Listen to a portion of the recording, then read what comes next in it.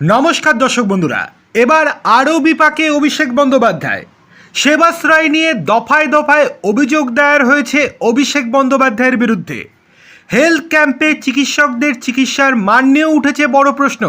আর এবার খোদ সাংসদের চিকিৎসককে নিয়েই উঠল বড় অভিযোগ। জাল মেডিকেল নথি তৈরি করে তথ্য গোপন করে বিদেশে পালিয়ে যাওয়ার চেষ্টা করছেন বলে ডায়মন্ড হারবারের সাংসদের বিরুদ্ধে অভিযোগ জানানো হলো পশ্চিমবঙ্গ মেডিকেল কাউন্সিলের কাছে। রাজীব সরকার নামে এক ব্যক্তি এই অভিযোগ জানিয়েছেন। চোখের চিকিৎসার জন্য আগেও বিদেশে গিয়েছেন অভিষেক। সরকার বদলের পর ফের বিদেশে যাওয়ার আবেদন জানিয়েছেন তিনি। মামলা চলায় হাইকোর্টে আবেদন জানিয়েছিলেন তিনি।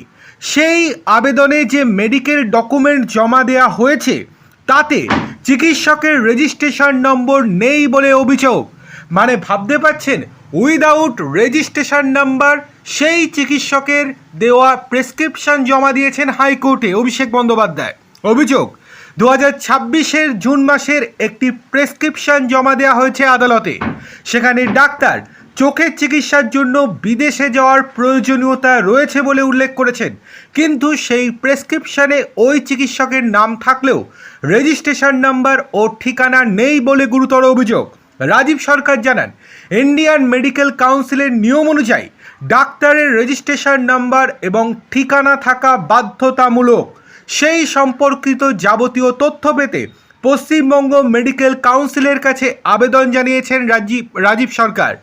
বিদেশে গিয়ে চোখের চিকিৎসার বিষয়টি আপাতত বাতিল করে দিয়েছে আদালত। গত সোমবার হাইকোর্টে এই মামলার শুনানিতে মহামান্য বিচারপতি সৌগত ভট্টাচার্য বলেছেন, চিকিৎসার জন্য এখনই বিদেশে যাওয়ার কোনো প্রয়োজন নেই। কলকাতার এসএসকেএম হাসপাতালে বিশেষ মেডিকেল বোর্ড গঠন করার কথা বলেছেন তিনি। আর তারপরে তারা যে রিপোর্ট দেবে সেই রিপোর্টের ভিত্তিতেই হাইকোর্ট নির্দেশ দেবে। যদি সত্যি প্রয়োজন থাকে তাহলে নির্দেশ দেওয়া হবে যাওয়ার, কিন্তু যদি প্রয়োজন না থাকে তাহলে কলকাতাতেই চিকিৎসা করতে হবে অভিষেককে। আমরা এই নিয়ে একটা ভিডিও করেছিলাম, সেখানে আমরা জানিয়েছিলাম আপনাদেরকে ভুয়ো সার্টিফিকেট বা ভুয়ো প্রেসক্রিপশন আদালতে হয়তো জমা দিয়েছেন অভিষেক বন্দ্যোপাধ্যায়। এখন দেখা যাচ্ছে বাস্তবে সেটাই করেছেন অভিষেক বন্দ্যোপাধ্যায়। এর বিরুদ্ধে কোনো পদক্ষেপ নেয় কিনা মেডিকেল কাউন্সিল কিংবা পুলিশ কিংবা হাইকোর্ট, সেই দিকেই নজর থাকবে গোটা রাজ্যের মানুষের।